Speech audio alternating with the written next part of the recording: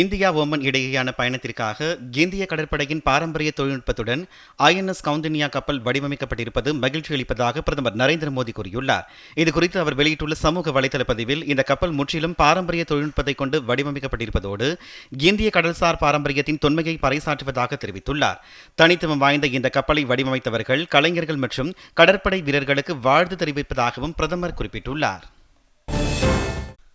குடியரசு துணைத் தலைவர் CP ராதாகிருஷ்ணன் காலாப்பட்டியில் உள்ள மத்திய பல்கலைக்கழக பட்டமளிப்பு விழாவில் கலந்து கொண்டு மாணவ மாணவிகளுக்கு பட்டங்களை வழங்கினார். முன்னதாக நிகழ்ச்சியில் உரையாற்றிய அவர், செயற்கை நுண்ணறிவு உள்ளிட்ட தொழில்நுட்பங்கள் மனித வாழ்வின் ஒவ்வொரு அம்சத்தையும் மறுவடிவமைத்து வருவதாக கூறினார். டிஜிட்டல் கருவிகள் உற்பத்தி திறனை மேம்படுத்த முடியும் என்றாலும் ஆழ்ந்த சிந்தனை மற்றும் சமூகத்துடனான ஈடுபாட்டு திறனை குறைக்க அனுமதிக்கக்கூடாது என்றும் அவர் எச்சரித்தார். தேசிய கல்விக் கொள்கை தூதர்களாக இளம் பட்டதாரிகள் மாற வேண்டும் என்றும் அவர் கேட்டுக்கொண்டார். இந்த நிகழ்வின் போது பல்கலைக்கழக வளாகத்தில் சுப்பிரமணிய பாரதியார் பெயரிலான சர்வதேச மாநாட்டு மையம் மற்றும் 100 அடி உயர கொடிக்கம்பத்தையும் குடியரசு துணைத் தலைவர் திறந்து வைத்தார். முன்னதாக புதுச்சேரி மூலக்குளத்தில் இயங்கி வரும் பெடிட் செமினார் CBSE பள்ளியில் புதிய பள்ளி வளாகத்தை திறந்து வைத்தார். பின்னர் அங்கு நடைபெற்ற மாணவ மாணவிகளின் கலை நிகழ்ச்சிகளை அவர் பார்வையிட்டார்.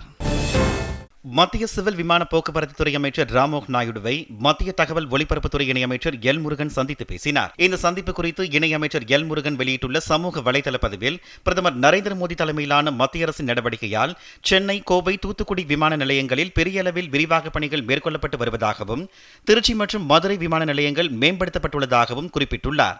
சிவில் விமான போக்குவரத்து அமைச்சருடனான இந்த சந்திப்பின் போது தமிழக விமான நிலையங்களில் மேற்கொள்ளப்படும் பணிகள் மற்றும் விமான நிலைய பெயர் மாற்றத்திற்கான கோரிக்கைகளை முன்வைத்ததாகவும் கூறியுள்ளார். கோவை விமான நிலையத்தின் விரிவாக்க பணிகளை விரைந்து செயல்படுத்த கோரிக்கை விடுத்ததோடு டியூட்டிகோரின் என்ற பெயரினை தூத்துக்குடி விமான நிலையம் என்று பெயர் மாற்றம் செய்ய வேண்டும் என்று கோரிக்கை வைத்ததாகவும் தெரிவித்துள்ளார். பல் மருத்துவர்களின் எதிர்காலத்தை திமுக அரசு கேள்விக்குறியாகி இருப்பதாக பாஜக மாநில தலைவர் நயினா நாகேந்திரன் விமர்சித்துள்ளார்.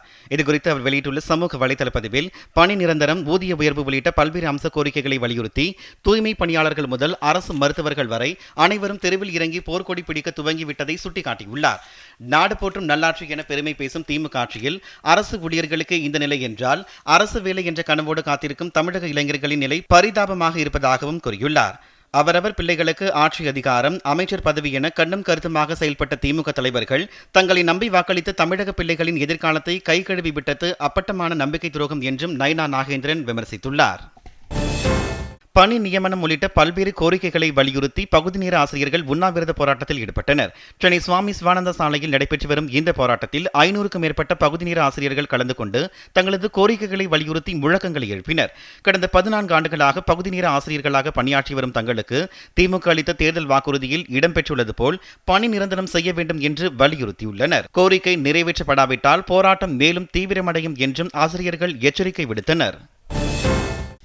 திருத்தணி செல்லும் ரயிலில் கத்தியுடன் ரீல்ஸ் எடுத்த சிறுவர்களை தடுக்க முயன்ற சுராஜ் என்ற வடமாநில இளைஞர் மீது கொலைவெறி தாக்குதல் நடத்தப்பட்டிருப்பது வன்மையாக கண்டிக்கத்தக்கது என்று எதிர்க்கட்சித் தலைவர் எடப்பாடி பழனிசாமி கூறியுள்ளார். இதுகுறித்து அவர் வெளியிட்டுள்ள சமூக வலைதள பதிவில், படிக்கும் புத்தகம் இருக்க வேண்டிய கைகளில் பட்டாக்கத்தை வந்திருப்பது திமுக அரசின் அவலத்தை காட்டுகிறது என்று விமர்சித்துள்ளார். தமிழ்நாட்டை இப்படியொரு கொடூர நிலைக்கு தள்ளிவிட்டது திமுக அரசுதான் என்று குற்றம் சாட்டியுள்ள அவர், சிறுவர்கள் கையில் போதைப் பொருளும் அறிவாலும் செல்லும் நிலை உருவானதற்கு முதலமைச்சரே காரணம் என்றும் குறிப்பிட்டுள்ளார். மெக்சிகோவில் ரயில் தடம் புரண்டு ஏற்பட்ட விபத்தில் 13 பேர் உயிரிழந்தனர். மெக்சிகோவின் தெற்கு மாகாணமான ஒக்ஸாகாவில் இன்டர் ஓஷியானிக் ரயில் தடம் புரண்டு விபத்துக்குள்ளானது. இதில் 13 பேர் சம்பவ இடத்திலேயே உயிரிழந்தனர். மேலும் 98 பேர் காயமடைந்தனர். இவர்களில் 36 பேர் பலத்த காயமடைந்து சிகிச்சைக்காக மருத்துவமனையில் அனுமதிக்கப்பட்டுள்ளனர். காயமடைந்தவர்களில் 5 பேர் நிலைமை கவலைக்கிடமாக இருப்பதாக மெக்சிகோ அதிபர் கிளாடியா ஷைன்பாம் தெரிவித்துள்ளார். மேலும் உயிரிழந்தவர்களின் குடும்பங்களுக்கு உதவ அதிகாரிகள் சம்பவ இடத்திற்கு அனுப்பப்பட்டுள்ளதாகவும் அவர் கூறியுள்ளார்.